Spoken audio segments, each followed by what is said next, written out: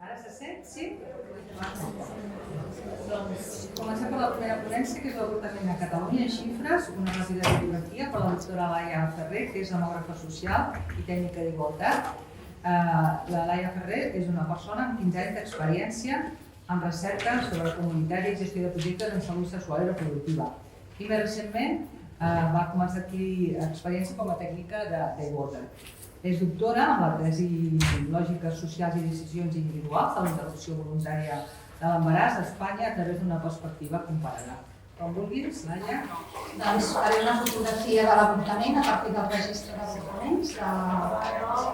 No?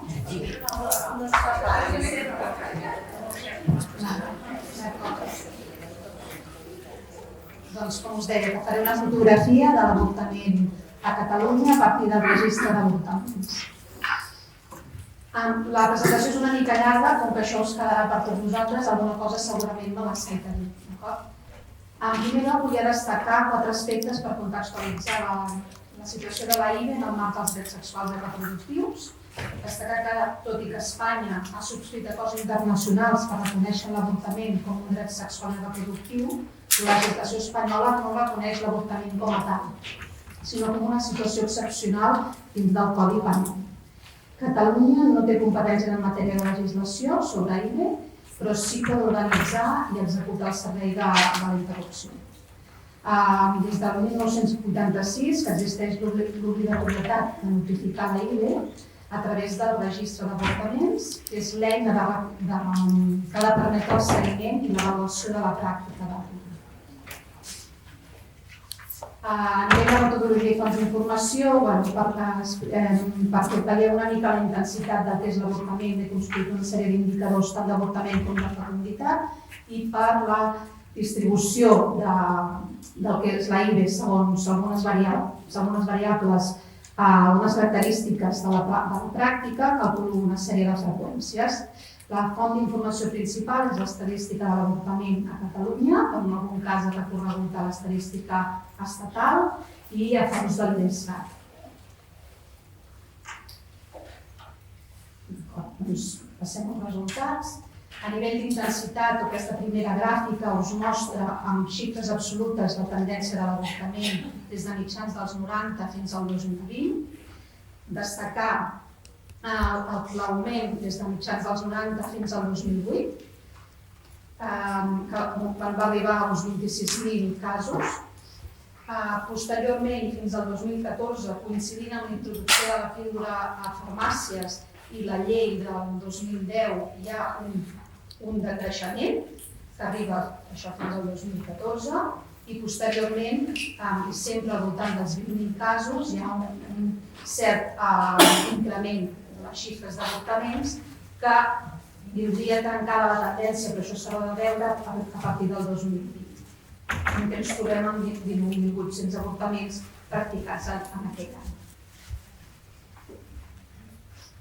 Després de veure les xifres absolutes, el que volia mostrar-vos eren alguns indicadors en resum que suprimeixen una mica l'efecte del volum de població, l'estructura per edats, i volia posar en relació l'avortament amb altres indicadors de fecunditat, com és la taxa de fecunditat i la taxa d'embaràs. Tots 3 indicadors mostren el número de casos de cadascun dels fenòmens pel conjunt de població de dones en edat fèrtil, de 15 a 49 anys en un any donat. I ho mostro per diferents anys, entre 1995 i 2020.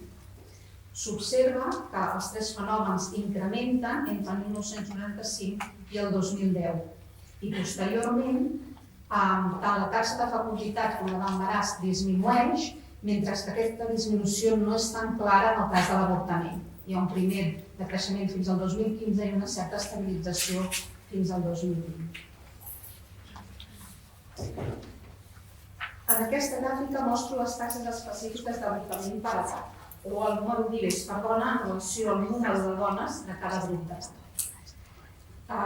També ho mostro per diferents anys, amb les dades disponibles des del 2005 al 2020. Aquí voldria que ens fixéssim en diverses coses. Per una banda, el que és l'evolució al llarg del temps, que veurem veient les diferents línies que veureu aquí i després comentaré algun aspecte de la forma de cadascuna de les corbes.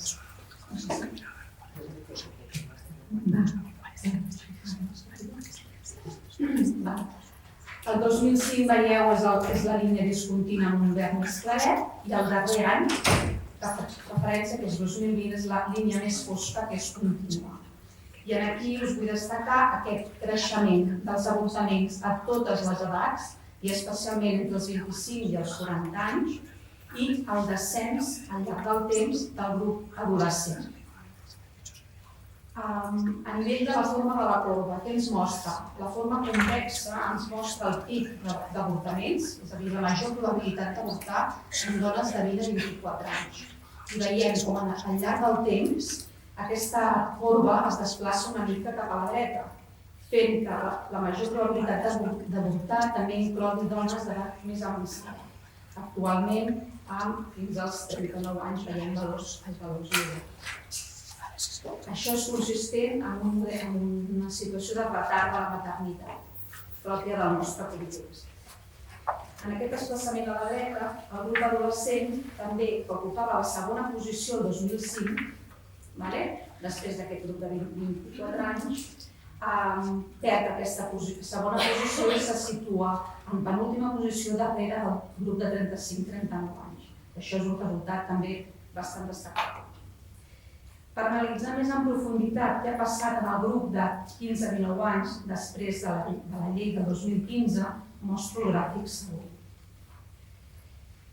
Tot i que el registre no dona les dades desagregades per edat en aquest grup de menors de 20 anys, el departament no facilita les dades i per poder fer aquesta primera valoració de l'impacte de la llei del 2015. Si recordeu, a l'anterior vèiem que entre 2015 i 2020 hi havia un descens de l'avortament en el grup de dones adolescents. I aquí què veiem? Que si en el grup de 18 anys i 19 anys, que és el color verd, l'avortament incrementa en aquest període. Mentre que en el grup menor d'edat, que és el que vindria afectat per la llei, hi ha un ralentiment de les taxes d'avortament. Això possiblement i en part és degut a la llei. S'hauria de continuar explorant amb més profunditat, però aquí tenim una primera visió del que podria haver suposat la introducció de la llei del 2015. Per analitzar una mica millor l'evolució de la IVE per edats, que havíem començat veient amb les taxes específiques per edat, aquí mostro la proporció d'embarassos que es resolen amb una IVE. És una aproximació a l'embaràs no planificat. També ens fixem en dues coses, una és la forma de la corba i després la tendència al llarg del temps que ve donada quan mirem cadascuna de les corbes. La corba típica en U, en forma de U, en el nostre cas una mica desplaçada cap a l'esquerra, ens indica que les edats extremes presenten una major incidència d'embaràs no planificat. Especialment, com veiem aquí, les edats inferiors a 30 anys. Però també ho veiem a l'altre extrem amb les majors de 40 anys. Mentre que les edats centrals, les que vindrien entre els 30 i els 39 anys, l'avortament és menys freqüent en cas d'embaràs. I això de nou coincideix amb l'edat de la maternitat. La major probabilitat d'avortar en cas d'un embaràs en dones menors de 30 anys reforça el que ja havíem vist amb les taxes específiques d'avortament, que l'avortament té un patró jove, menors de 30 anys, i que la maternitat té un patró més aviat tardà a partir dels 30.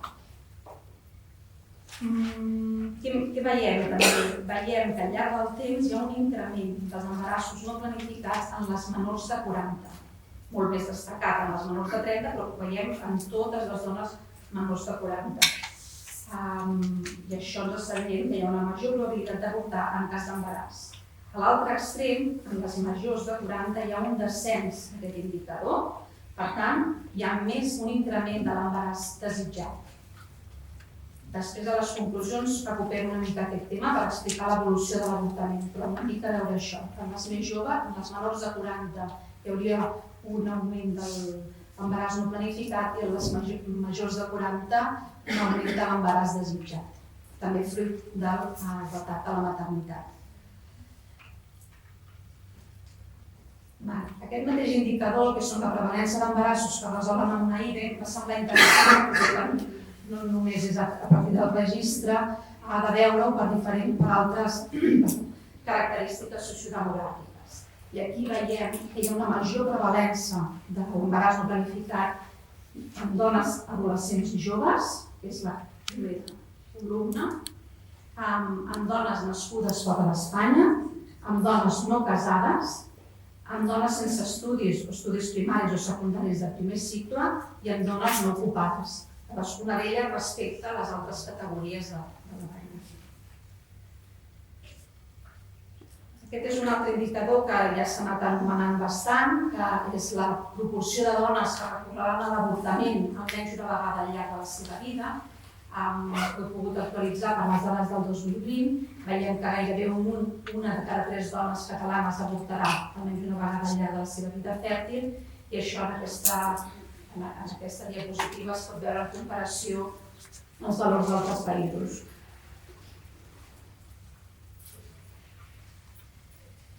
A partir d'aquí us volia mostrar el que és la distribució dels avortaments segons les característiques de la intervenció. Són les variables incloses en el registre.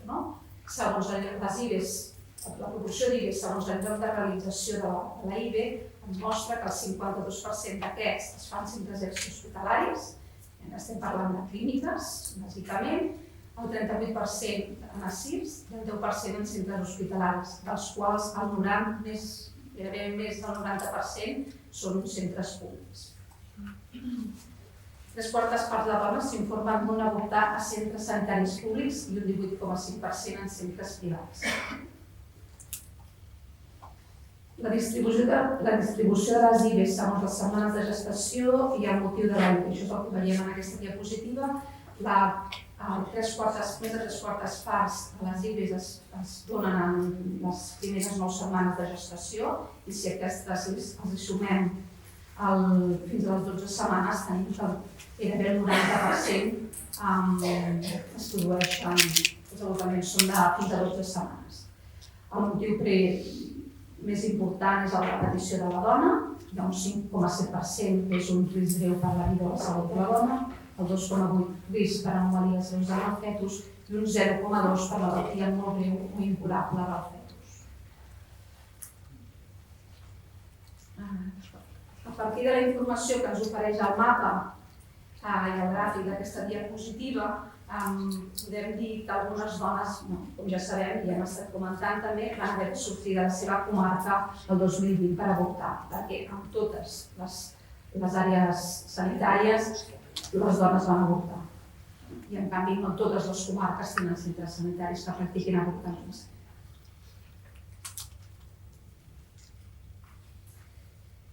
Aquest últim apartat de resultats és sobre l'evolució de la pràctica de la IBE a partir de la llei de l'avortament i mostro 4 variables que són les que contempla aquesta llei i que són les més sensibles i les que s'han anat comentant una mica i anirem comentant al llarg del dia d'avui. Adonar-nos que el mètode farmacològic augmenta des del 2010 i fins a l'actualitat i que actualment se situa en el 50,3% de la pràctica, que el motiu de decisió a l'avortament, el que seria la petició de la dona, també augmenta i assoleix el 91,3% dels casos el 2020. També augmenta el nombre d'avortaments en menys de 9 setmanes, representa el 2020 el 76,2%, i això és a través de la informació que ens ofereix el Ministeri. Podem saber que la titularitat del centre, en el cas del centre públic també veiem com augmenta al llarg del temps i que actualment se situa en el 50% dels casos.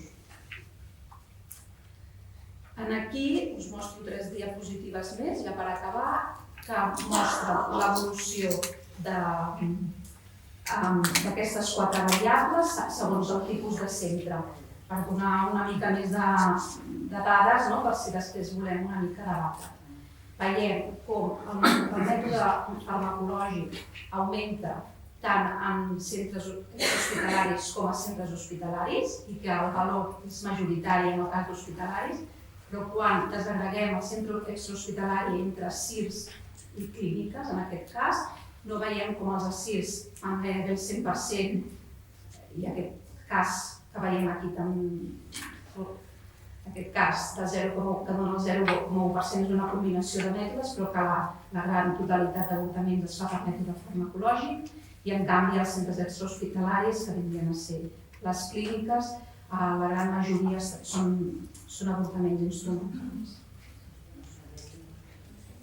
En el cas de les setmanes de gestació també veiem que hi ha un augment tant en centres extrahospitalaris com en centres hospitalaris i que la majoria i que els valors més elevats es troben en els centres extrahospitalaris i quan ho desagreguem també a CIRS o clíniques, la gran majoria dels avortaments dels CIRS són en menys de 9 setmanes i que en les clíniques es distribueix una mica més.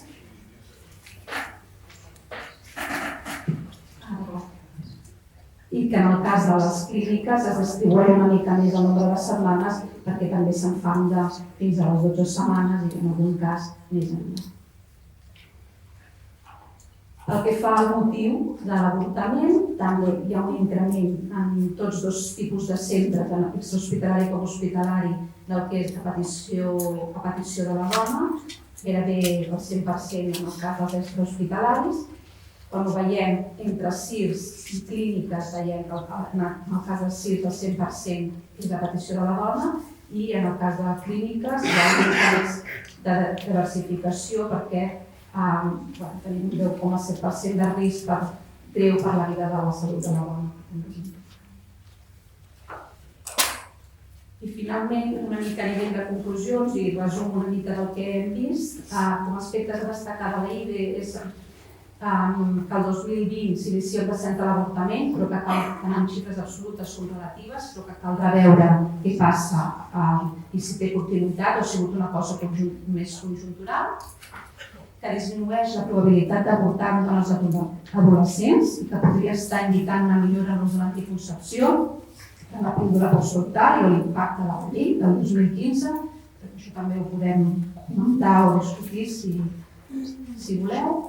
Que l'increment de les taxes específiques d'avortament per edats que he explicat per l'augment de l'embaràs no planificat en els menors de 40 anys i dels embarassos desitjats en majors de 40 anys, respectivament, que l'IVE presenta un patró jove, que s'adiu amb un patró tardà a la maternitat, que l'embaràs no planificat és més prevalent en dones adolescents i joves, estrangeres, amb un nivell educatiu baix, no casades i no ocupades. Hem vist que l'avortament és una experiència freqüent al llarg de la vida d'una dona i que això cal abordar-ho en les polítiques públiques. També hem vist que a partir de la llei del 2010 augmenten les IVEs en el sistema públic a decisió de la dona, farmacològiques i durant les primeres 9 setmanes gestacionals, que les característiques de la pràctica de la IVE varien en funció del tipus de centre on es realitzen. Hem vist que en els ASIS predomina el farmacològic en les 9 primeres setmanes de gestació i a petició de la dona, que les clíniques acreditades predomina el mètode instrumental, que les 9 setmanes té un pes important però també fins a les 12 hi ha motiu per risc de salut de la dona, que als hospitals predomina el farmacològic, que també és important més enllà de les 12 setmanes i per malalties greus del fetus, i que no totes les comarques practiquen IVE, evidenciant una desigualtat territorial.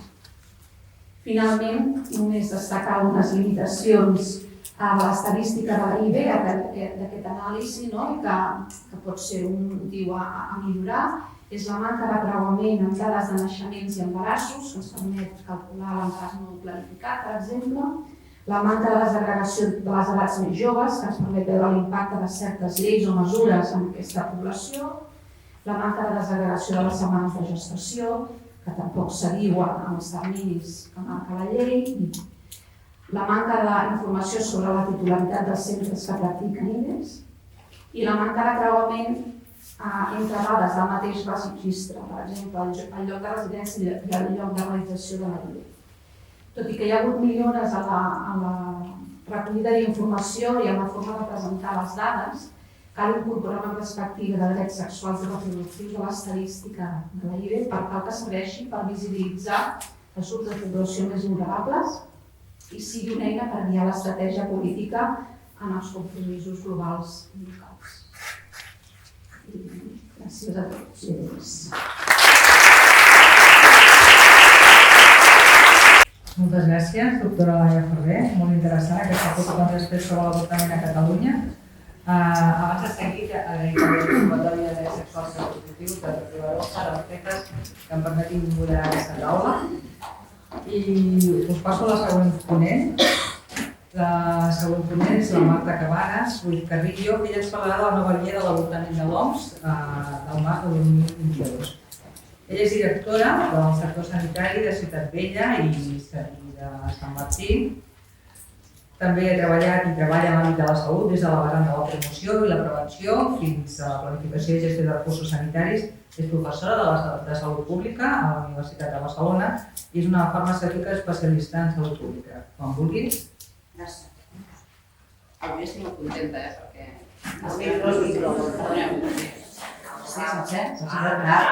estic molt contenta d'estar aquí, de veure gent aplegada en una sala. Això a la universitat tenim un petit i hem hagut de fer classes virtuals i hem perdut molt. Han perdut molt els estudiants, han perdut molt els professors, les professores, i m'encanta veure gent avui aquí en una jornada d'avortament. Crec que és molt important poder estar junts, poder veure, poder-nos tocar. I doncs avui em toca parlar d'una cosa que en sabeu tots molt, segur molt més que jo, i és un honor poder estar aquí amb vosaltres. A veure, els dos són criteris març 2022. Aquí teniu una fotografia d'aquesta guia que apareix aquest març d'aquest any. És justament un compendi amb els principals elements de la guia, que és Abortion Guidelines, Highlights of its Law and Policy Recommendation. Què sabem? Sabem que el llibre és un procediment segur sempre i quan es dugui a terme amb un mètode adequat per a l'edat gestacional del pacient i per un professional amb competències adequades. Només una mica més de la meitat de les illes del món són segures. Tenim moltes barreres encara per tenir illes segures al món. I ens porta això a tenir procediments alternatius amb ells. Que no hi ha professionals ni establiments sanitaris adequats, visió OMS és per tot el món, disponibilitat limitada dels mètodes IBE, veiem que el territori de Catalunya, a tot arreu, hi arribem a mitjans. Costos, la paraula estigma, a mi em fa molt mal sentir-la aquí, i restriccions legals, però encara tenim estigma. Pilars, per una adequada atenció a l'IBE. Un marc legal i polític de suport. Això és bàsic, això és clau. Trontoll d'aquest pilar, no sempre és ferm i necessitem un respecte pels drets humans. Disponibilitat i accessibilitat a la informació. Aquesta informació no només ha d'estar en els professionals sanitaris.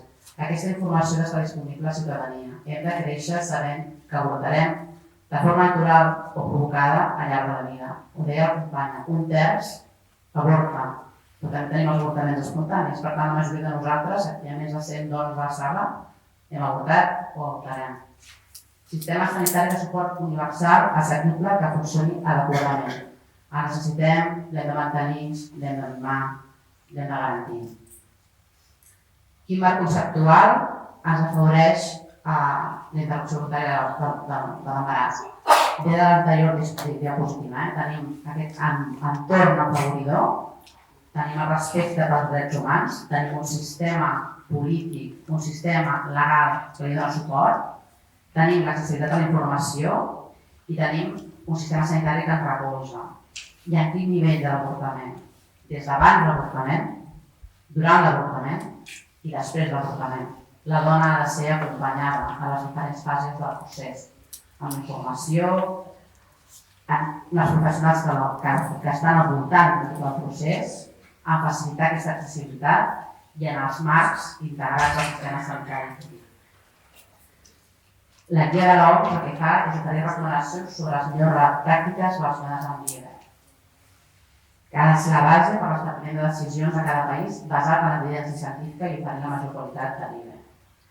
Guies prèvies, no partim de zero, no fa dècades que existeix i que versa i treballa sobre l'IBE. El 2012 tenim la Safe Abortion Technical and Policy Guidance for Health System Second Edition. El 2015 tenim Health Worker Rules in Providing Safe Abortion Care and Post-Abortion Contraception, traditionally known as Task Sharing Guidance. El 18 Medical Management of Abortion i el 2022 la cosa de Google. Quin és el pilar, el punt important d'aquesta guia? Hi ha diferents pilars, valors i valors, principis i valors. La qualitat de l'abort. Oferir una qualitat en l'avortament, que això ens porta que sigui segur. A majúscula, aquells valors que destaquen l'eficiència, l'eficàcia, la seguretat, l'acceptabilitat, l'equitat i l'accessibilitat. Necessitem que tots aquests valors hi siguin per tenir un avortament de qualitat. També la dignitat, la dignitat que rebem nosaltres mateixes o els professionals que practiquen l'avortament, l'igualtat d'accés, l'igualtat de poder arribar a l'avortament, la confiança de poder fer, l'autonomia de la dona, el suport social que ens envolta, hem acompanyat, hem practicat, hem assessorat, nosaltres som part del procés. L'equitat, també, no ho deia abans, no sempre hem de donar més en aquest sector on no arriba.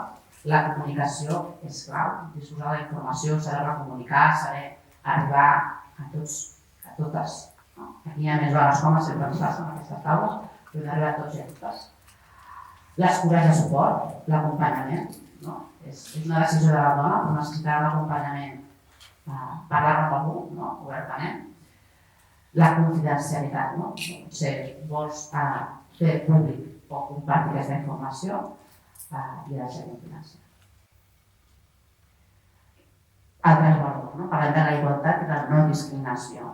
Això és molt important. Tant els serveis que necessiten les dones és una forma de discriminació vers elles que els estats tenen l'obligació de tractar. Són més de la meitat de la població, però se'ls discrimina.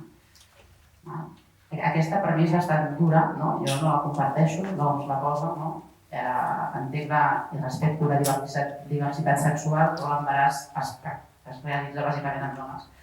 Però amb la mirada inclusiva i centrar la persona, l'OMS centra els valors en les persones embarassades i les considera com a actores actives en els serveis sanitaris. La guia és inclusiva en totes les diversitats sexuals, la comparteixo i aplaudeixo, la diversitat sexual, que pot incloure la paraula persones embarassades, però s'ha d'utilitzar alhora per facilitar la comprensió. Jo crec que això és un pas enrere en el sentit que les dones són les que estem embarassades majoritàriament.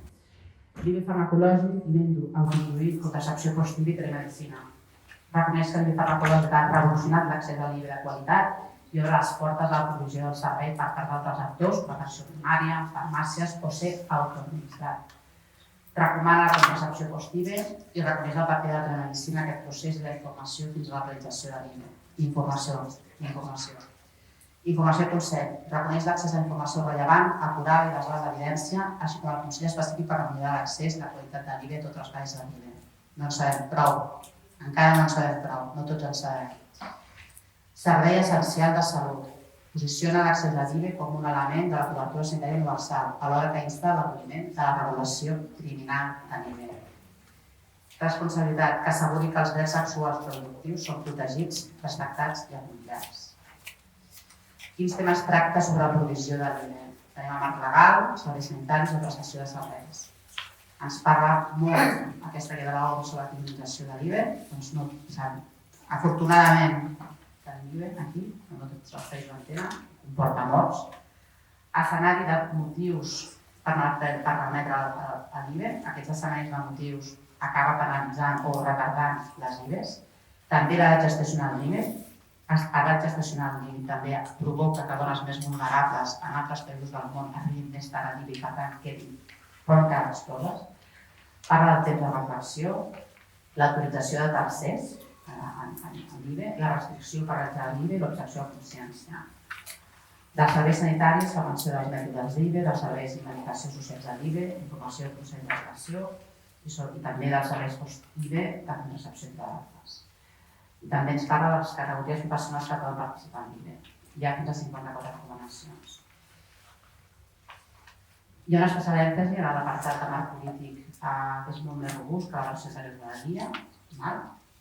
Parla sobretot de descriminalitzar l'IVE.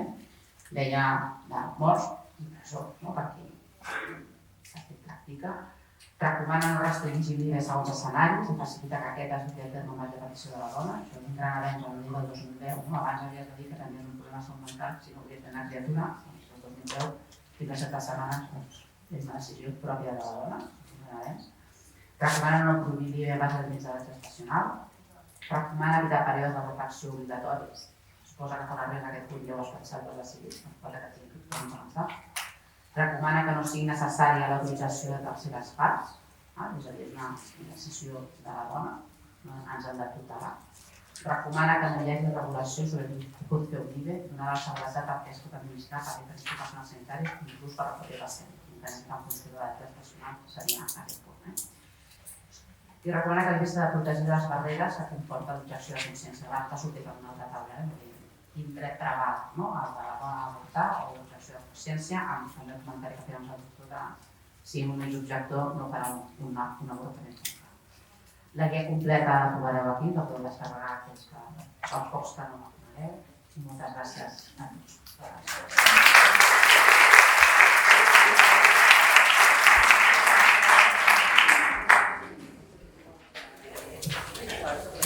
Moltes gràcies per explicar-nos breument aquesta nova llei de l'avortament de l'11 que és del març del 2022. I ara, a continuació, ens parlarà Anna Torrent, auxiliar ginecòloga, coordinadora clínica de la CIR de Mollet i també és membre del grup de consolidat de recerca en atenció a la salut sexual i reproductiva, de l'IVIAP i de la SAOR. Ella ens parlarà sobre l'avortament farmacològic més enllà de les 9 setmanes i què ens diu l'evidència. Disculpeu al doctor Oriol Porta, que havia de fer la presentació i que per un tema personal no pot estar aquí. Jo parlaré de l'avortament farmacològic i sobretot més enllà de les 9 setmanes. Aquesta diapositiva és un resum del que porta el nou protocol respecte al protocol del 2014. Em centraré sobretot en parlar de l'ampliació del mètode farmacològic fins a les 14 setmanes i també faré una pinzellada perquè està relacionat a l'atenció recomanada post-interrupció d'embaràs i a quin acompanyament fem. Un dels punts més importants del nou protocol és l'ampliació de l'IVE farmacològic fins a les 14 setmanes. A l'entorn ambulatori a la CIR augmenta en 6 dies, es feia fins a la setmana 9, ara es farà fins a 9,6 setmanes i en l'entorn hospitalari es farà interrupció farmacològica de les 10 a les 14. I vull repetir que això és en l'entorn hospitalari. Explico una miqueta com es fa aquesta atenció a la interrupció d'embaràs. La primera visita es fa a la CIR amb la llevadora, és una visita que està prioritzada, s'intenta que sigui abans d'una setmana, i la llevadora fa una anamnesi i un esprit de la dona, pregunta les seves característiques i l'ajuda, li dona la informació dels diferents mètodes que disposa, farmacològic i quirúrgic, i l'ajuda a prendre la decisió, l'acompanya a la decisió de quin mètode desitja. A continuació, si la dona vol una interrupció no farmacològica, es deriva a un centre concertat.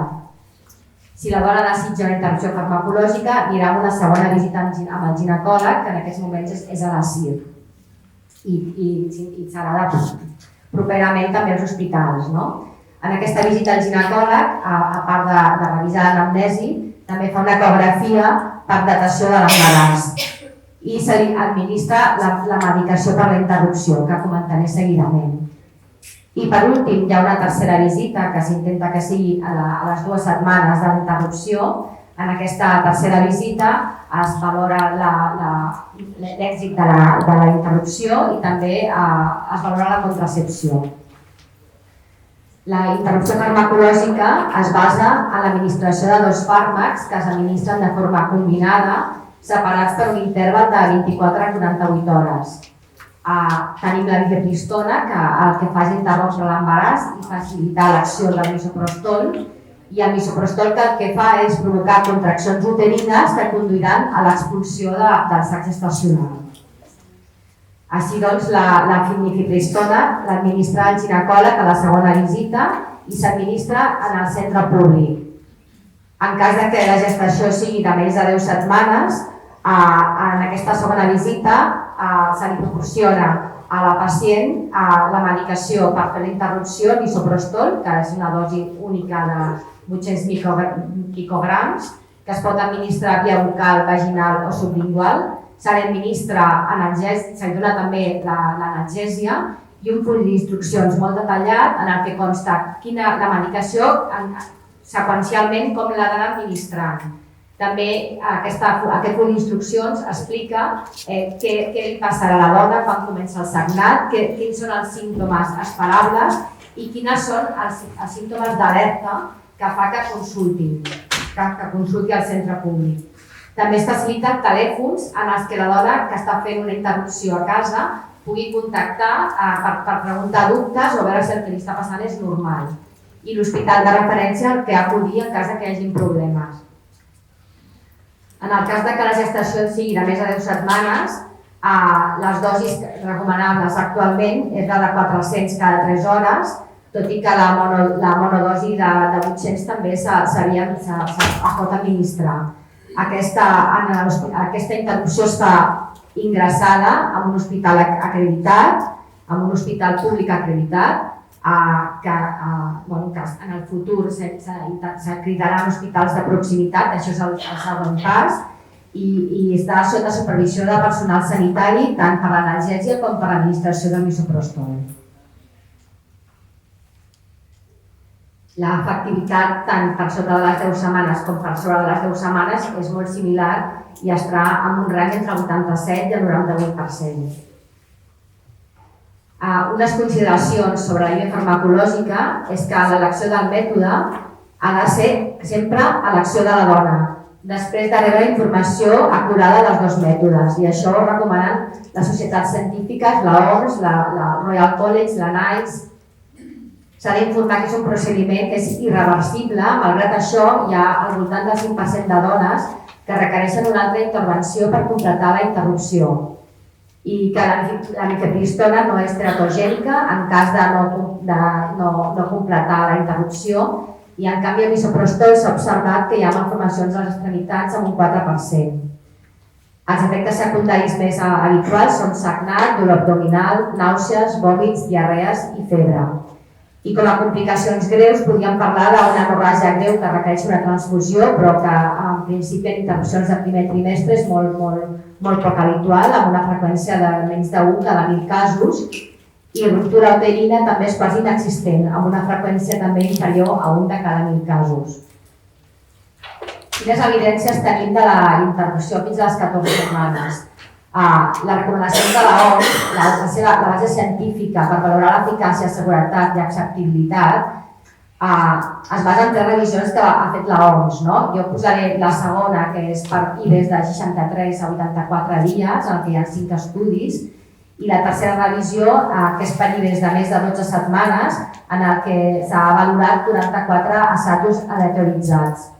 Les evidències que hi ha són que la combinació de misoprostol i mifepristona és la que té taxes més altes d'èxit, és el que es recomana, molt millor que l'administració única de misoprostol.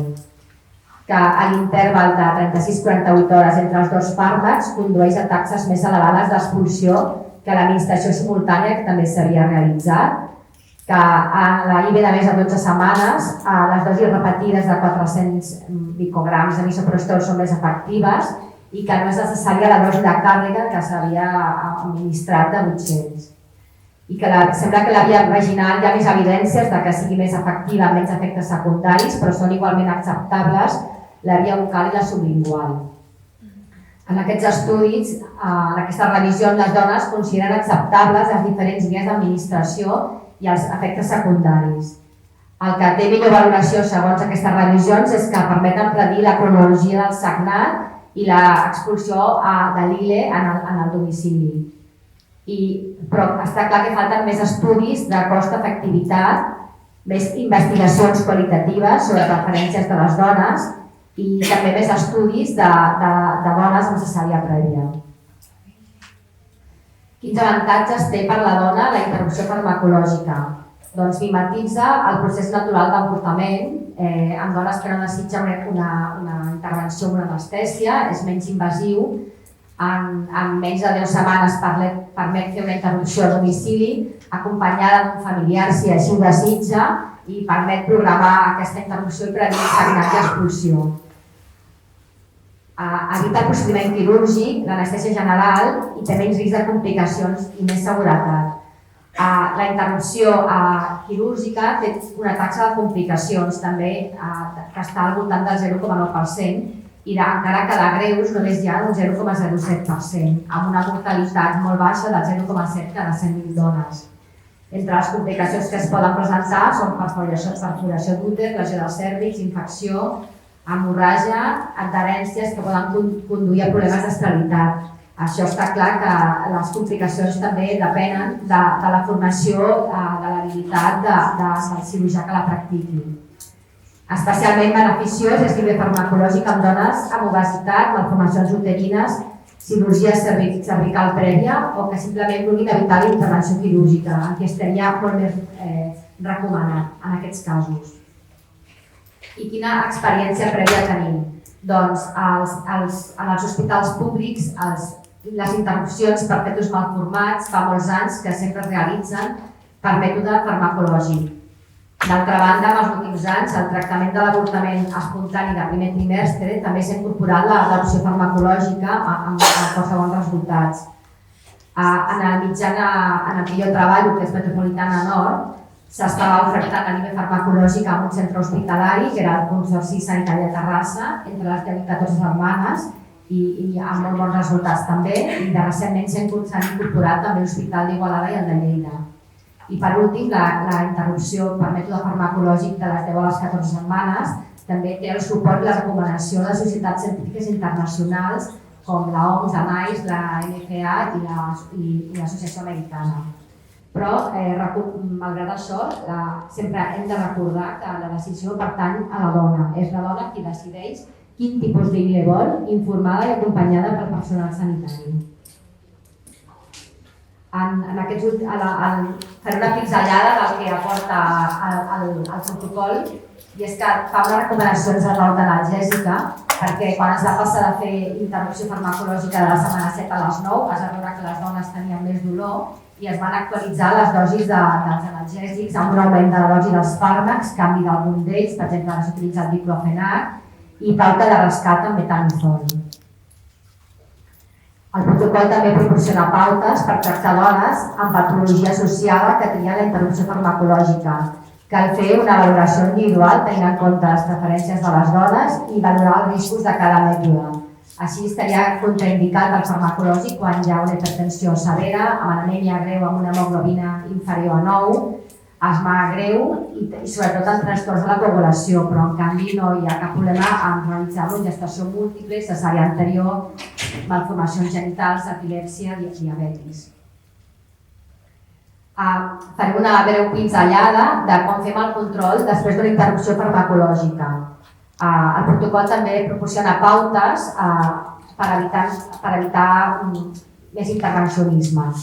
Als 14 dies de la interrupció farmacològica es cita la dona per fer anamnesi, valoració emocional, valorar la contracepció i sobretot per fer una ecografia per valorar l'èxit del procediment. Ens podem trobar doncs que tenim un sac gestacional amb el qual tenim l'opció de tornar a repetir la pauta farmacològica o oferir un lagrat. Podem veure que no hi hagi sac gestacional amb el qual ha estat un èxit i tenim una situació intermitja que és en la que veiem un endometri heterogeni que medeix més de 15 mil·límetres amb el qual pensem que hi ha una retenció dels productes de la concepció.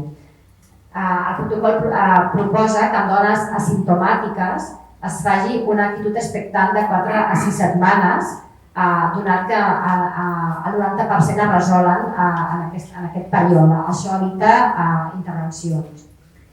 Quan a la dona amb metrorràgia, si tenim una dona amb una metrorràgia abundant, sí que s'ha de fer un lagrat, però en cas que aquesta metrorràgia no sigui abundant, es proposa fer una histeroscòpia ambulatòria per extracció de restes.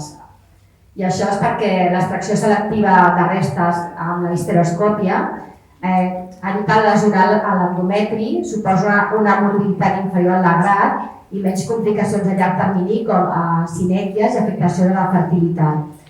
El fet de poder realitzar una histeroscòpia depèn de la disponibilitat del centre i del centre i dels professionals i que la sintomatologia ho permeti. Per tant, al protocol, un maneig clínic conservador de la retenció de restes i la introducció de la histeroscòpia.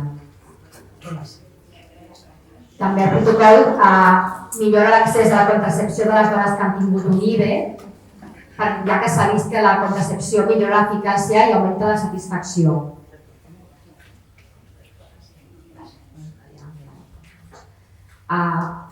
I això com ho farem? Doncs ho fem fent consell contraceptiu a totes les visites de l'IVE, que tots els professionals estiguin capacitats per informar de la contracepció i per inserir els diferents dispositius i disposar de tota la gamma de dispositius al dia de la interrupció farmacològica o quirúrgica. I l'altre punt que ofereix el protocol és que ofereix un mètode de llarga durada de consulta sense cost per la dona. Els mètodes LAR són d'elecció per la seva eficàcia del 99% perquè no depenen del compliment de l'usuària. I llavors el protocol proporciona els mètodes LAR a la dona que ha tingut un IVE de forma gratuïta.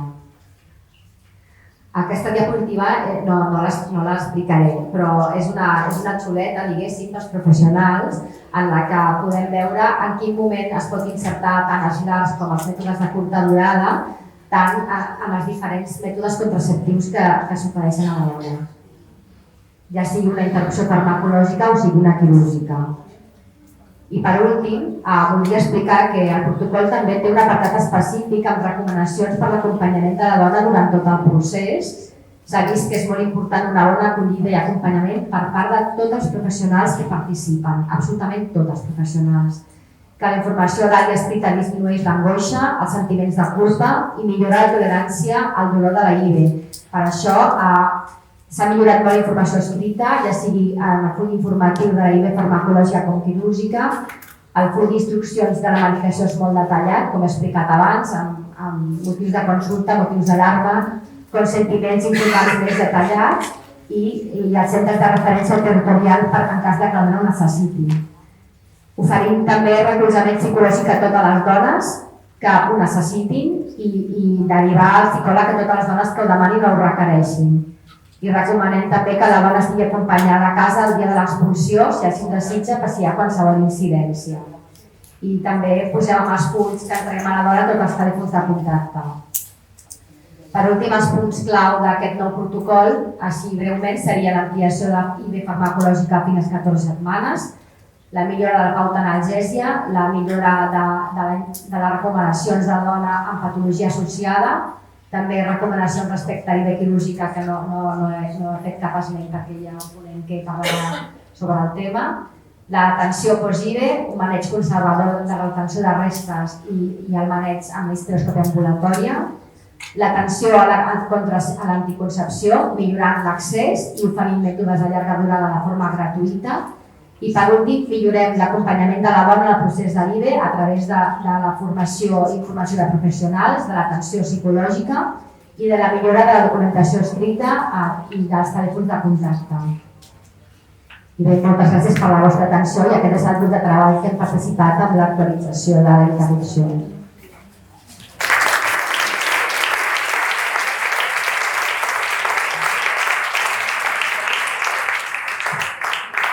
Moltes gràcies, Anna. A continuació tenim el Santiago Barranco, que tothom el coneix, no? No se sent? A continuació, ara, tampoc? Bueno, quasi bé, mengem el temps. Doncs el Santiago Barranco ens parlarà del mètode d'avortament farmacològic instrumental en el segon i tercer trimestre de la gestació. Santiago Barranco és ginecòleg i cap de ginecologia de l'agrupació tutor mèdica de Clínica d'Ara. Ha estat president de la Societat Catalana de Contracepció, de l'Associació de Clíniques d'Interrupció Voluntària de l'Embaràs i també és soci fundador de la Federació Internacional de Clíniques sobre l'Avortament i Contracepció. També ha estat assessor a la redacció de la llei actual de l'avortament. Quan vulguis. Hola, bon dia a tothom. Em sentiu bé? Estic l'oficina a prop? Sí? Bé, bueno, primer agrair a l'Associació de Drets Sexuals i Reproductius que faci una jornada, no sobre l'avortament. Falta en feia i ja era hora a partir de l'avortament. I la pregunta molt adient. Quin model d'atenció a l'avortament volem per a Catalunya? Perquè crec que no.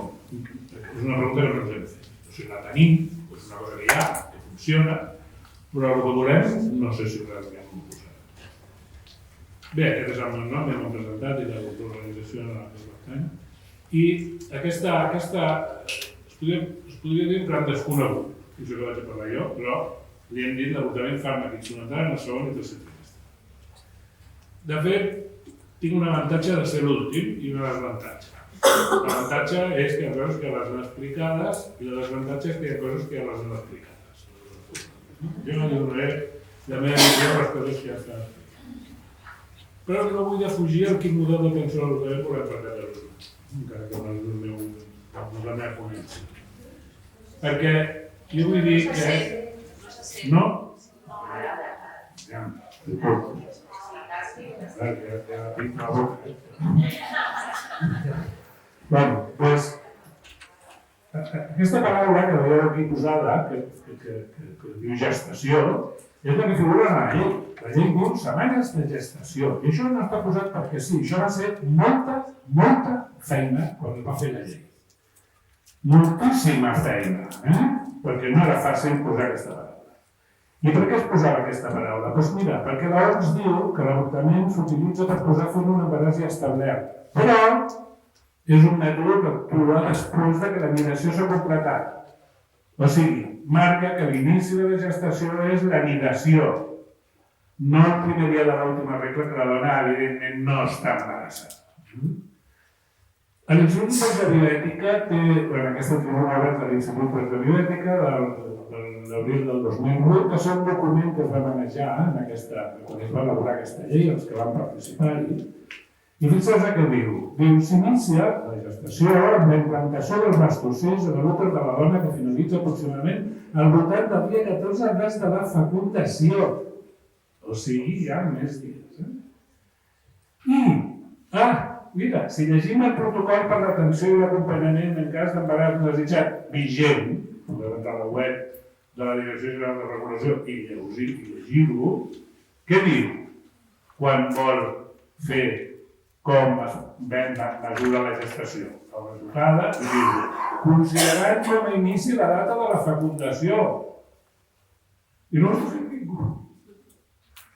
És a dir, els estem prenent entre 2 i 4 setmanes de drets reproductius a les dones i ens hem sentat aquí a parlar de filosofia, del que farem i totes aquestes coses tan boniques i de moment tenim una llei des del 2010 que no complim. Estupend, no t'entenem. Bé, la setmana del dia, perdoneu. Un segon. Bé, vull explicar una miqueta això, aquesta aventura, perquè jo hi era. Jo vaig ser dels que vaig pressionar i vaig cursar i vaig enfadar-me i vaig escriure molt perquè la ministra Aido, ministra d'Igualtat, doncs posés aquesta paraula. I al final, doncs, es va posar. Però, què va passar? Que no volien posar-ho a la llei, perquè a la llei podien alterar la mentalitat dels senyors diputats i les senyores diputades del Congrés, perquè no es liessin també posant el reglament. El reglament posarem com medito. Però com que es va encarregar el Ministeri d'Igualtat només acabar d'aprovar la llei i va passar a Sanitat no va voler-ho fer. Jo vaig tenir 3 reunions amb el Martínez Olmos i em va dir això, que els professionals ens passessin amb les definicions científiques i si es creava algun conflicte legal ja ho decidirien els tribunals. És a dir, el que volíem evitar amb la llei del 2010 sobre la llei del 85, que era que els tribunals decidissin coses, doncs resulta que hi tornàvem a ser a partir de les 14 setmanes d'amenorrea. Ja no de gestació. I aquí em va acompanyar i no vull oblidar-la des de l'Is. La ministra i jo, Va, anem a la meva ponència.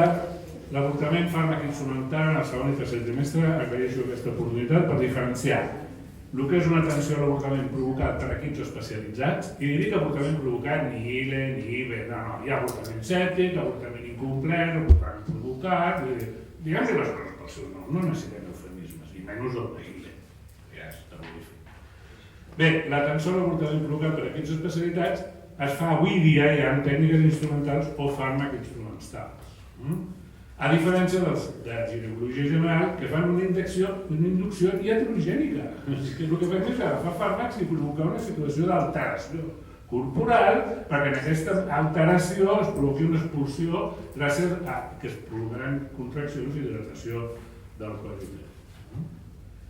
I tot el que representa aquestes dues maneres de veure-ho, des del punt de vista dels riscos, dels efectes indesitjables, de l'alteració de la vida quotidiana, importantíssima, la confidencialitat i també els costos.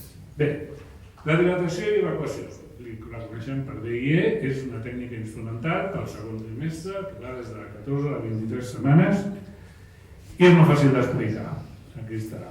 L'utilització de fòrceps o pinces, preferentment les especialment dissenyades per fins, Macritos, Vieres, Sofer, Herm, etc. Hi ha unes de Bagàmbia també, que introduïes a través del canal cervical després de dilatar-lo el que sigui necessari o el que sigui possible, no sempre pots el que tu vols, i permeten fragmentar el contingut uterí i extreure'l a través de la dilatació aconseguida. Aquest és l'instrumental, com podeu veure, això són els dilatadors que pots arribar fins al 21, depèn de les setmanes, i és l'instrumental més, n'hi ha més, perquè aquestes són les pinces més o menys necessàries per poder treballar en diferents condicions, que és un detall de la pinça, això és molt important, com està configurat, però veieu que necessitem en realitat un instrumental relativament petit. Hi ha una cosa molt important, que és el recolzament ecogràfic, i aquesta és una aportació catalana al món. L'utilització de l'ecografia, vaig començar jo, perquè feia molta ecografia, i quan vam començar amb la introducció en breu, per què no utilitzar l'ecografia? I avui dia a Espanya pràcticament tothom utilitza l'ecografia. Però en l'ecografia és important l'ecògraf, tindre un ecògraf, però és important aquesta persona, que és la que porta el transductor, que ha d'estar simbiotitzada absolutament amb qui està fent la introducció. Si no, no sabem parlar d'ecografia. Sense aquesta persona no hi ha ecografia.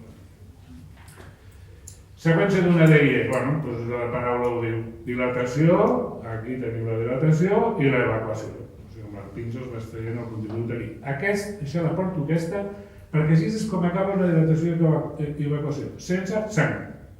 Si està sangrant, alguna cosa passa. O hi ha un resta, o no tens contracció uterina, alguna cosa està passant. Després ja sangrarà cap d'un rato, però en el moment en què acabes ha de ser sense sang. Contraindicacions relatives. Hem de reconèixer que si tens un ecògraf i tens un ecografista que t'està ajudant, aquestes contraindicacions relatives són menys importants. Modificacions anatòmiques del canal cervical o la cavitat uterina, patologies morfològiques, patologies tumorals, cirurgies prèvies, com cesàries o miomectomies, i ha que veure els cèrvix en casos d'amputació i colonització perquè augmenta una mica el risc de fractura i anem a parlar una miqueta de la història d'això, perquè abans ens ha dit el risc de la DIE és el 0,7%. D'on ve això? Ve que al principi es feia una tècnica que es deia two steps, o 2 passes. Necessitava unes 24 hores aquest procés. Era una acció inicial amb dilatació mecànica, es feia una fetolisis per cordotomia i es posaven laminàries durant unes 18 hores. I després es feia més dilatació, es feia l'evacuació i el control operatori. Total, passaven normalment de les 24 hores.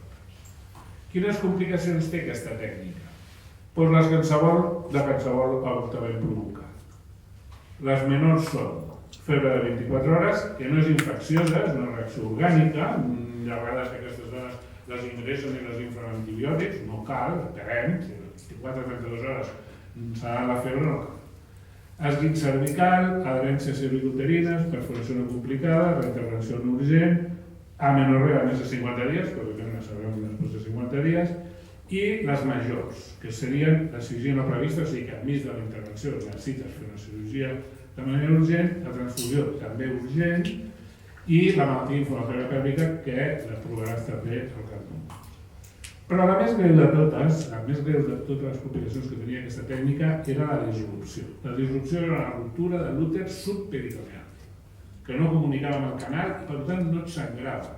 I quan feia un hematoma dissecant, lentíssim, amb el qual normalment a vegades podies inclús donar l'alta. L'alta la dona en condicions perfectes i 4-6 hores després li van entrar amb una coagulació intravascular disseminada normalment. I aquesta era la que tenia el 0,7 aquest, que es repeteix i es repeteix i es repeteix, que són xifres dels anys 80. Per cert, aquesta encara s'arrossega i queda antiquada com veurem. Moment decisiu en l'evolució de l'ADI. El 92, Carbonell, a València, munta un congrés sobre la mifepristona, gran desconeguda en aquell moment aquí, i ens posa als ginecòlegs que feien interrupcions d'embaràs en contacte amb el misoprostol i la mifepristona. En aquell moment la mifepristona no estava autoritzada a Espanya, per tant ens posa en contactar amb el misoprostol, amb una marca comercial que tothom coneix. Bé, doncs nosaltres, aquí a Espanya, dues clíniques, bàsicament el SUR i Tutor Mèdica, ens vam posar a utilitzar el misoprostol per fer preparació cervical per la DEI. O sigui, abans de fer una DEI, posàvem el misoprostol a veure què passava. I també després la vam combinar amb dilapants, o sigui, amb dilatadors osmòtics, i a partir del 2000, que estava utilitzada, amb la mifepristona. Conseqüència d'això, la DEI va rebaixar el temps de més de 24 hores a entre 1 i 5 hores i va rebaixar la morbiditat més del 50%, com veurem. Important. Bé, hi ha una complicació, que és que la DEI s'ha de prendre i s'ha de mantenir. Hi ha treballs fets que es necessiten més o menys 150 casos utilitzats per considerar-te expert i que el manteniment es recomana que sigui setmanal. Evidentment, si tens molt training, tampoc cal que sigui setmanal, però vull dir, per poder dir que estàs amb una formació correcta, el correcte seria setmanal. Importància d'aprenentatge. Aquests senyors de UTA es van plantejar fer un treball sobre la hipòtesi de les complicacions per les terminacions de segon trimestre. Ells semblaven a ells que eren més elevades en un programa de formació de residents que en baix volum que en una pràctica privada de gran volum. I ho van estudiar-ho. I van veure que a l'hospital, les DEIs fetes a l'hospital, el número 83, van fer 89 induccions hospitalàries i van fer 253 DEIs en un centre especialitzat en ambulatori. Resultats: 11% de complicacions en les pacientes amb DEI a l'hospital, 10% en la inducció hospitalària i l'1% en els pacients de dilatació i evacuació de fetes a la clínica. Conclusió: segons ells, les interrupcions de l'embaràs de segon trimestre per DEI en pacients ben seleccionats en un centre ambulatori dedicat poden ser més segures i menys costoses que la DEI hospitalària de inducció de l'embaràs. Bé, veiem la nostra curva. Quan nosaltres vam començar, els primers 173 casos vam tindre 2,31% de complicacions majors. Posteriorment, els 818 casos següents ja vam tindre una complicació similar a la que estava en aquell moment, dient-se el 0,7, estàvem amb 0,6 de complicacions majors. Però aquí nosaltres ja vam començar a aplicar les prostaglandines com a coadjuvant del mètode instrumental. I fixeu-vos que he dit instrumental, no quirúrgic. Instrumental, no quirúrgic. Quirúrgic és quan talles i cuses. Nosaltres entrem en una cavitat i ens l'enduiem un fòrceps, no és cirurgia, tampoc. Bé, la prostaglandina més aspiració, amb una 64, 0 complicacions, prostaglandina més DEI, 0 complicacions, i aquests són els temps, 3 hores 45 i 4 hores 35. Fixeu-vos, la DEI de 2 passos també era 0,0, però teníem 27 hores en 10 minuts. Una sèrie posterior, que ja incorporava amb el dilapant, ens donava 0,3% de complicacions. El protocol aquí era no tothom amb misoprostol, no tothom amb dilapant, sinó que hi havia que seleccionar el cas. Hi havia casos que en portaven, hi havia casos que no en portaven, hi havia casos que portaven les dues coses i hi havia que portaven només un. Aquest protocol va ser presentat a la National Abortion Federation en un congrés a Palm Springs, Califòrnia, i va ser considerat el millor amb els millors resultats. Estat actual de les clíniques especialitzades. Avui dia totes les clíniques especialitzades a Espanya, que jo sàpiga, fan ecografia intraoperatòria i a l'estranger comencen a fer-ho. I dic les especialitzades, perquè hi ha hospitals i no en fan. Reduint així el risc de perforació i de resta. Aquí tenim unes imatges ecogràfiques. A l'associar els fàrmacs han desaparegut les disrupcions, que era la complicació més perillosa que teníem. L'autèntic coco de fer idees, la disrupció. Doncs això s'ha acabat utilitzant mifepristona abans del misoprostol, 24 o 48 hores abans, i misoprostol abans de l'ADI. Tampoc és una cosa que s'hagi de fer rutinària, és a dir, hi ha que saber aquí donar-li una cosa, aquí pots fer-ho sense mifepristona i sense misoprostol, aquí amb misoprostol sol, aquí amb les dos. És un criteri, hi ha que tindre criteri quan fas d'ells.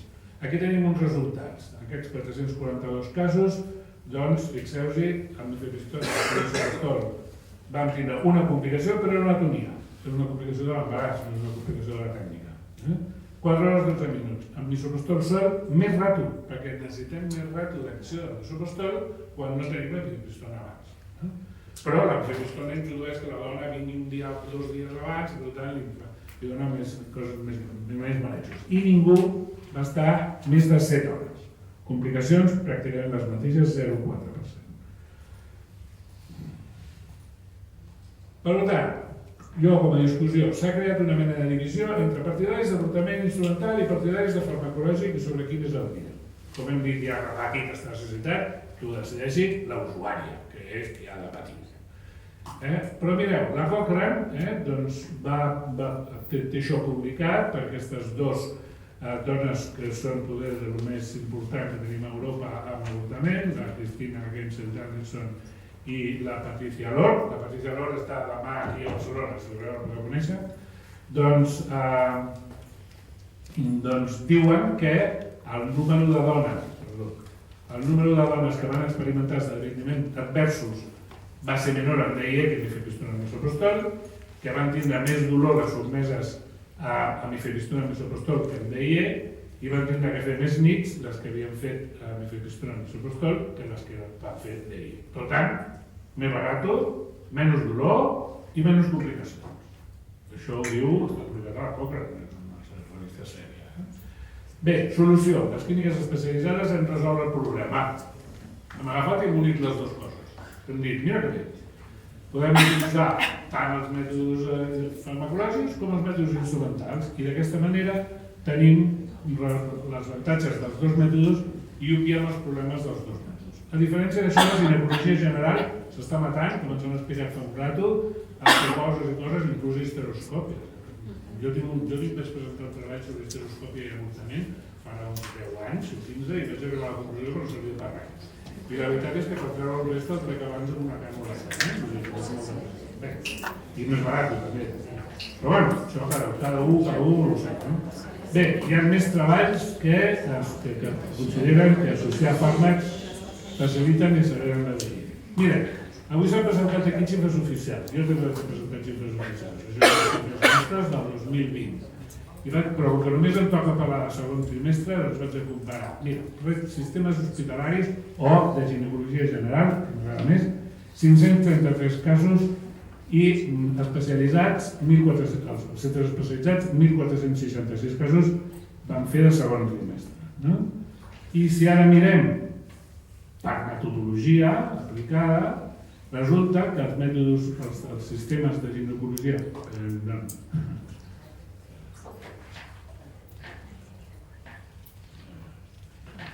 els de ginecologia general van fer 34 mètodes d'IE, o sigui, 34 instrumentals, contra 1.108 als especialitzats. Això quan ens explicaven les xifres, a mi no per res, però aquestes xifres no poden representar res, perquè si tu no saps fer d'IE, jo sé el que fer de servei i no sap fer d'IE, no els hi deixo fer. Faig farmacològic, m'expliqueu que entraríem dintre de la tècnica obstètrica habitual, però hi ha que aprendre-ho.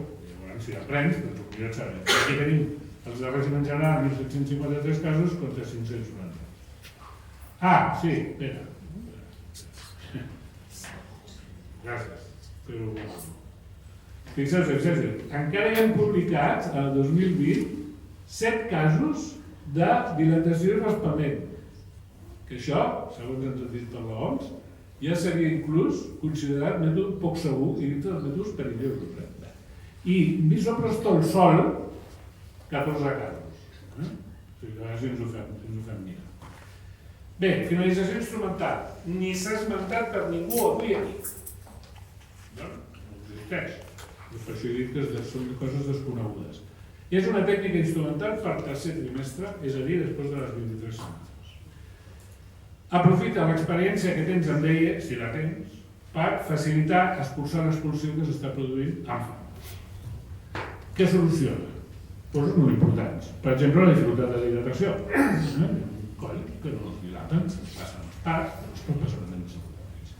Posicions anormals, freqüentíssimes amb l'avortament, diguem, de 23, 24 i de 26 i de 30. I es poden trobar que hi ha una falta de col·laboració de la presentació, presentacions de braç, presentacions transverses, presentacions d'ombros, que porten a la necessitat de fer una dilatació completa i a vegades no solament fer una dilatació completa, sinó fer una acomodació del fetus, el que en diem fetus duplicatus, moltes vegades per poder passar per una dilatació de 10.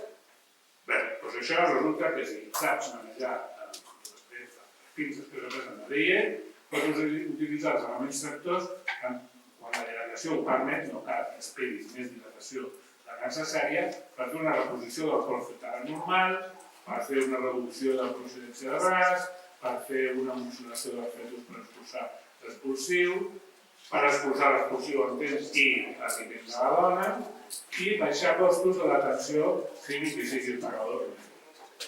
També disminuïm el risc que s'espanyin les contraccions. Que a vegades o bé, també de la presència de toniopirina i com menys ho recostem, menys infeccions. Aquí tenim els números nostres. En aquesta sèrie de 2.500 casos vam fer 72 expulsions, el 2,1% de les expulsions, i vam fer expulsió de cístic menor, o sigui que no va ser necessari fer res, només en el 15% dels casos. En la majoria dels casos, si se'n no coses, van tindre o era aconsellable fer una finalització instrumental. I com ara també van utilitzar processos d'inducció, que són moltes setmanes, doncs vam considerar que era adequat utilitzar l'aigua. Aquí tenim el temps, com ho hem dit, i, curiosament, cap complicació de segon trimestre en aquesta sèrie. I, en canvi, sí vam tindre 0,2% d'ingressos de primer trimestre i 0,7% de consultes. Hi ha també la idea que el segon trimestre és més perillós. La meva experiència és que és més perillós. Tinc moltes més trucades de preguntes, de dubtes, de dones de 6 setmanes que de 16 setmanes. Que ningú diu, però també crec que... Bé, conclusió. La DEIE no es practica perquè els metges prioritzen no haver d'aprendre la tècnica, com que hi ha d'aprendre, però passar.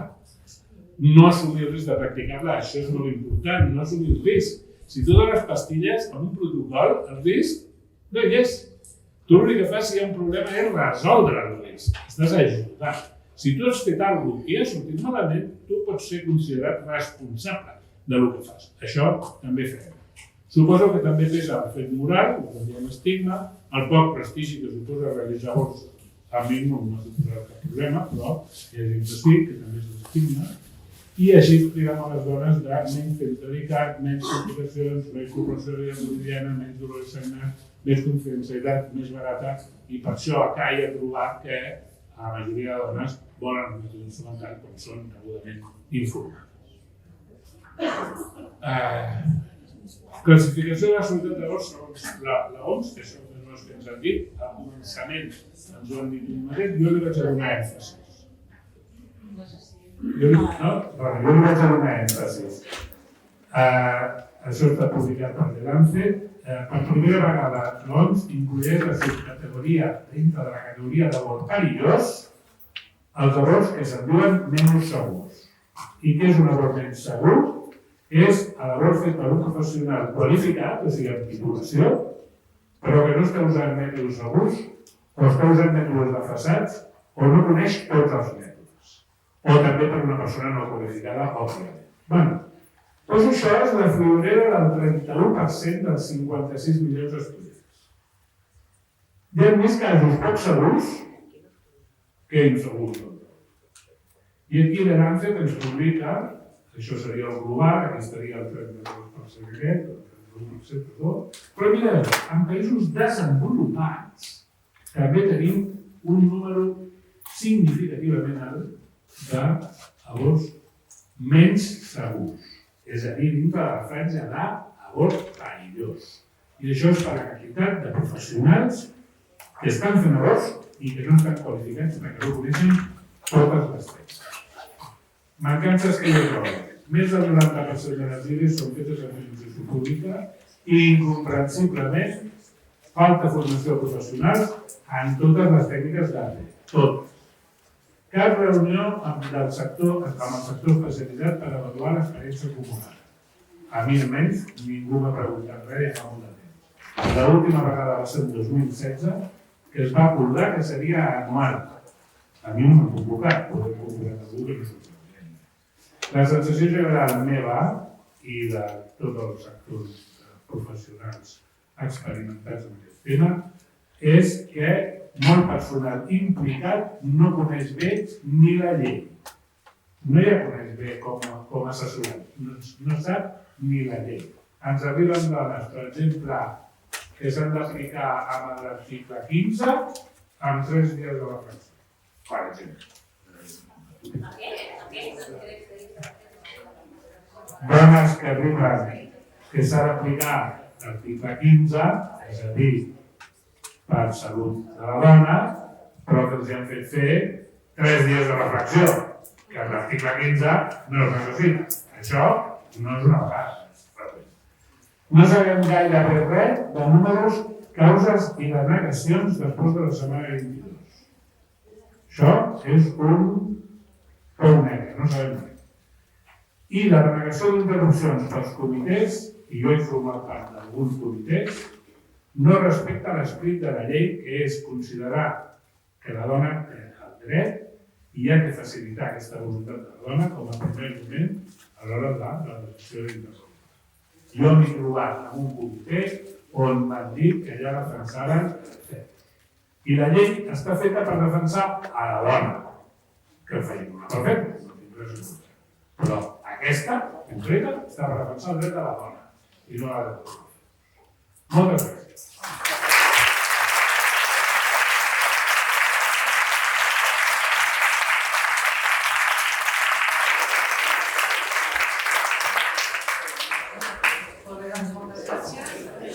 ¿Alguna pregunta?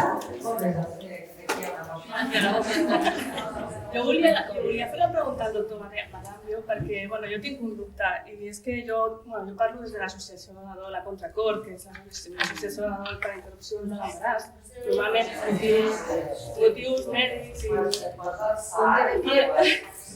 Porque no te vayan atrás, pero si quieres pegar a la pared. No volia fer això, però bueno, ja aprofito l'ocasió. És que està bé, està a color verd, però no sé. Jo soc de l'associació de Dol a Contracor. És una associació de dol per pèrdues gestacionals per interrupció de l'embaràs, normalment en segon i tercer trimestre, per motius mèdics, etc. Jo li volia fer la pregunta al doctor Marambio perquè la tècnica instrumental a mi em dona... O sigui, tinc molts dubtes perquè volia saber com gestionen quan són pèrdues gestacionals, perquè aquestes dones potser són embarassos desitjats i el que volen... Quan són embarassos desitjats i el que volen és acomiadar-se del seu nadó, perquè per elles són nadons, no són fetus. Òbviament, respectant la dona vulgui. Sí, però la tècnica la permet. No, vull dir que la tècnica a vegades no permet, sabem que són... Moltes vegades quan fan les intervencions instrumentals no es pot veure els fetus. Sí, la meva experiència tindria 50 anys. La meva experiència en aquest tema és que la dona el que vol és veure el que tenia. No necessita veure el pastiret i amb un grup. O sigui, això es pot fer en qualsevol tècnica. Si la dona vol veure el que s'ha obtingut, se li ensenya. I la veritat és que, com ja dic, són milers els casos, no hem tingut mai un problema, ni mai hem tingut, i això nosaltres li donem. Nosaltres, al nostre grup, li donem una importància enorme a la salut mental de la dona. No ho dubto, la veritat, per això li dic, és com una suggerència, un comentari, perquè nosaltres com a associació que rebem moltes dones, ens trobem que tenen O sigui, aquesta, a vegades no han pogut veure els seus fills. I jo crec que aquí No es podria... perquè no pogut ensenyar, perquè es pot ensenyar perfectament. Però potser no surt i la tècnica utilitzada no és la correcta en aquests casos. O potser es pot fer d'una altra manera, que als hospitals, per exemple, sí que es pot. Doncs escolta una cosa, et dic una cosa molt fàcil. Com que la dona se li ha d'explicar tot, això també se li explica. Perquè en els casos en els que és important, i això és també important mèdicament parlant, no solament filosòficament parlant o èticament parlant, sinó els casos en què és necessari estudiar el fetus sencer per la malformació fetal que hi ha, però no sempre cal estudiar-lo sencer, però quan cal fer-lo sencer se li indica que si no es fa un sistema d'inducció amb expulsió del fetus sencer no es podrà fer l'estudi. I llavors la dona té una altra cosa a elegir. Si prefereix tindre un mètode més ràpid, més còmode, se li vulgui dir, o si prefereix l'estudi fetal i llavors se li organitza una inducció esperant que el fetus surti sencer. Però això ja està, això no és un problema. Sí, bueno, jo crec que sí que ho és. Vull dir que en general ho rebem. És un problema per qui no li ha explicat a la dona la cosa, que vols que et digui. Bueno, ho sento, però no hi ha d'haver No, també respecte a les dones. m'ha semblat que m'ho dirigies a mi. No, perquè nosaltres, parlava de a tota tècnica. dona que vulgui estudiar, s'hagi d'estudiar el fetus sencer, és més, nosaltres tenim una àrea d'anatomia patològica que ho fa.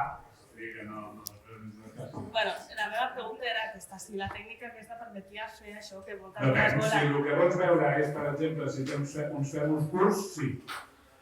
Si el que vols veure és una alteració, no sé, gàstrica, no. Parlo de dones que perden els seus fills perquè per elles són dones que perden els seus fills perquè estem parlant de segon i tercer trimestre. Jo crec que tu estàs defensant una cosa, jo demano que la propera vegada, per favor, inviteu aquestes persones a que expliquin la seva cosa, perquè crec que no té res a veure amb el que dic jo. El que dic jo és una tècnica que té les seves avantatges i que pot tindre les seves limitacions en determinats moments. Un d'ells és l'estudi d'un fetus sencer. Sí, i això se li diu a la dona i la dona decideix què vol. Molt bé, gràcies. Per veure que interlocutor aquí podran preguntar més persones. Una altra pregunta? Sí.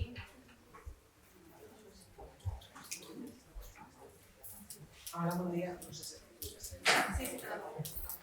Bueno, tinc aquí pensant, no? Vale. Bueno, intentaré que s'accedi al màxim. Parlo en nom de l'associació com a coordinadora de l'Observatori de Drets Sexuals i Reproductius.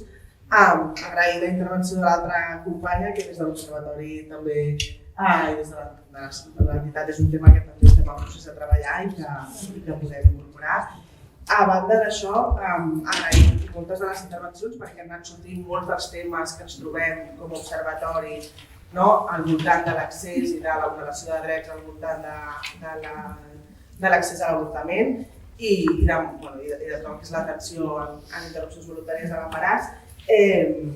I sí que una de les coses que potser no estava sortint tant i que de fet m'ha fet reflexionar de l'informe que ha presentat la Laia era el tema de començar a incorporar també la diversitat d'identitats de gènere de les persones que accedeixen a l'avortament i que de fet després ha comentat l'altra companya com a recomanacions de l'OMS, el fet de començar a tenir en compte això, la diversitat. Nosaltres ens comencem a trobar i de fet des de l'associació el que fem és parlar de dones i de persones amb capacitat gestant o de persones embarassades fent servir els dos conceptes perquè creiem que ajuda a visibilitzar les realitats. I era una mica, com que havies presentat també les conclusions, doncs saber si estava previst o si us ho havíeu plantejat el fet d'incorporar tot això.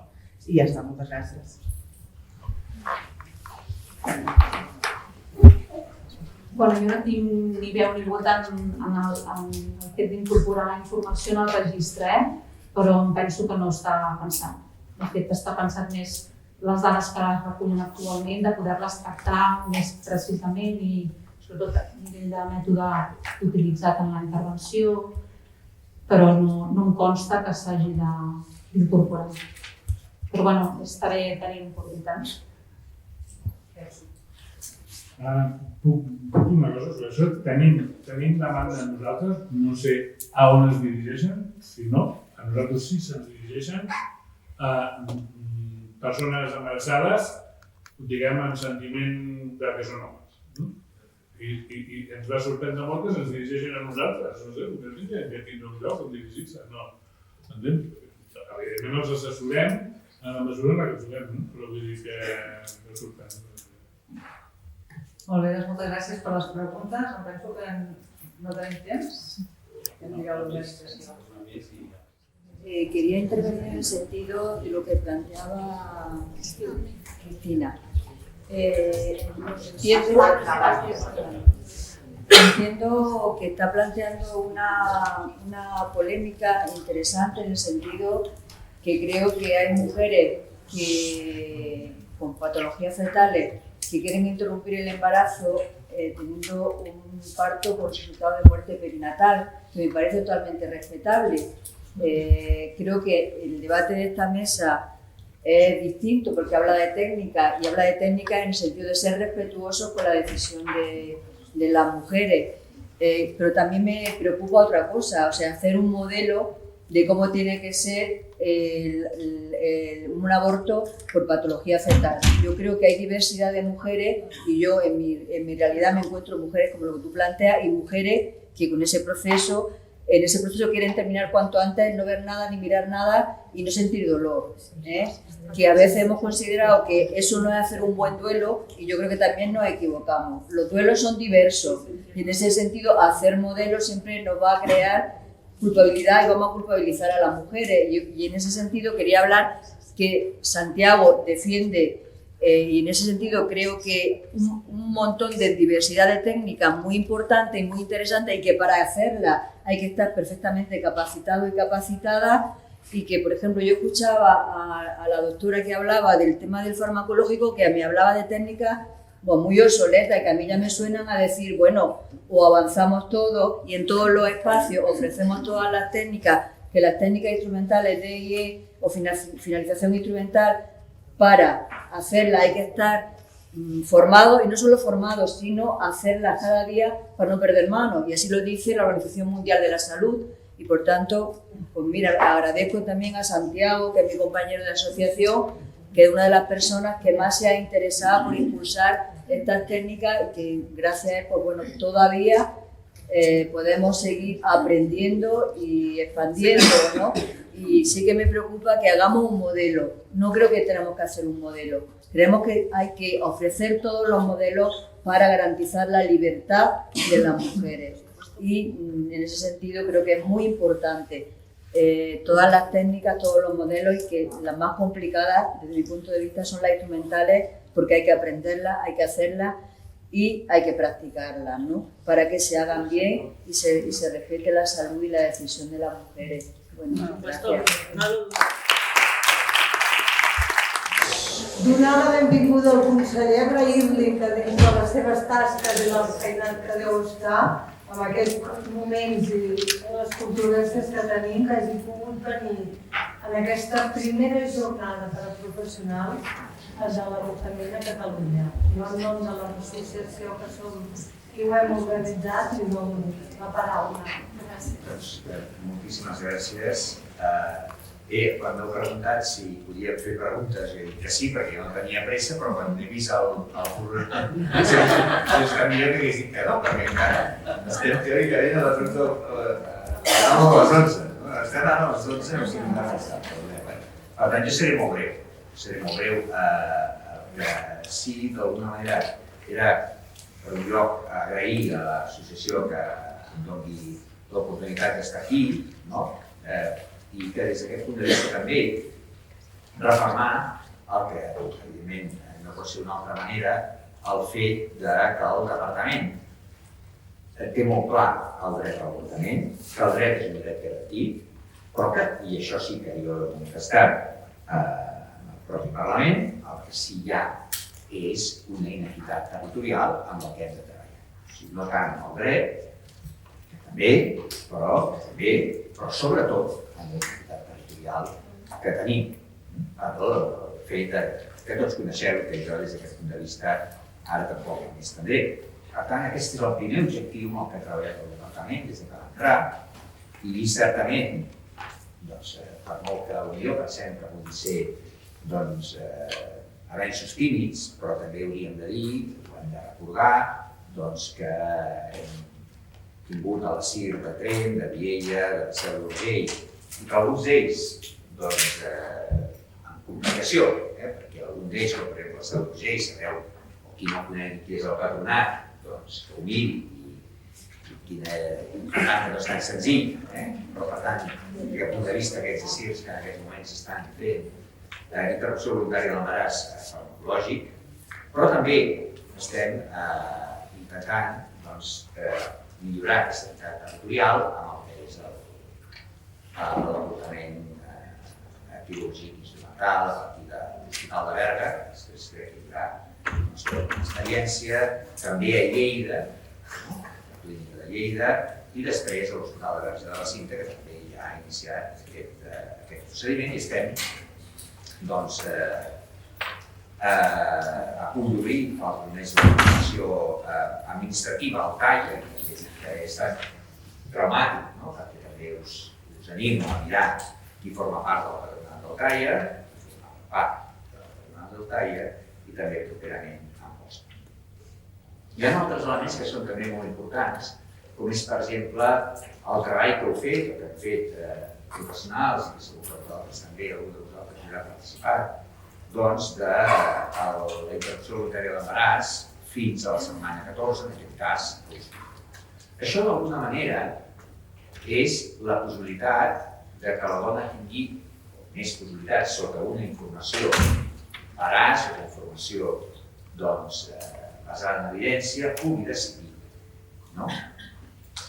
lliurement si prefereix una interrupció voluntària, en aquest cas farmacològica, segons la setmana 9-14, a l'hospital, sí, o una interrupció voluntària quirúrgica, en aquest cas. Jo crec que sempre que donem més facilitats i que la dona pugui decidir, perquè és al final la dona qui decideix, com en qualsevol altre procediment, l'intervenció nostra, el món de la salut, ha de ser la persona qui acabi decidint de manera compartida, i aquesta compartició vol dir la informació que ha de donar el professional de pros i cons, i que sigui ella, en funció dels seus valors, de les seves preferències, qui finalment decideix. I un altre element que també he posat en marxa en aquest últim any, que començarem ja la setmana que ve, és el fet de millorar l'accés als mètodes anticonceptius de llarga durada, sobretot en persones vulnerables i en persones que ja, evidentment, sobre la seva pròpia decisió i consentiment, a les dones que han tingut una interrupció voluntària de l'embaràs, que l'han realitzat i que des d'aquest punt de vista se'ls oferirà la col·locació d'un implant o d'un DIU de coure els acirs sense cap cost per a la dona, sempre quan ella decideix. La idea en aquest cas és, com sempre, el fet que és un dret, repeteixo, i és un dret que hem de garantir que hi hagi també, dintre del possible, una equitat en el territori, dintre del possible, perquè no podrem tenir, evidentment, a tot arreu, totes les intervencions al costat de casa, no només en interrupció voluntària de l'embaràs, sinó qualsevol altre tipus d'interrupció.